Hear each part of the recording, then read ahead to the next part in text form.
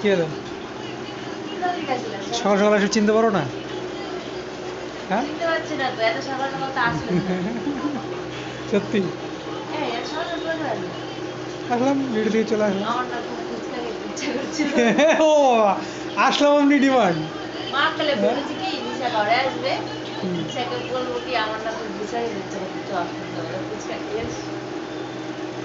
মা বলেছে। কি বলছে? কি হয়েছে?